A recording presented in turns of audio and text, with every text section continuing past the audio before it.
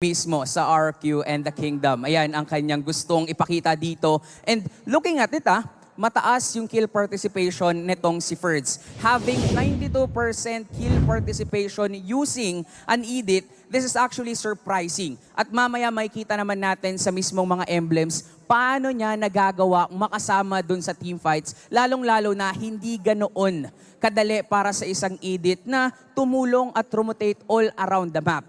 Nakikita din natin sa highlights na nung early part ng game, kinakaya at nakakasabay naman talaga ang Blacklist Rough era. Nandun yung mga setup, crowd controls being provided by Reggie. Nandyan yung damage na nagagaling mula kay Sika at kinakaya naman nila nung early game. But up until magkaroon na ng items dito, itong si Sai, mas nagiging madali for RRQ Kaito to actually dive on the backlines using the Claude and even the Matilda of X-Nova. Naging madali para dito sa mga miyembro ng RRQ Kaito na abutin talaga yung mismong nakastation lang na hero na si Sika.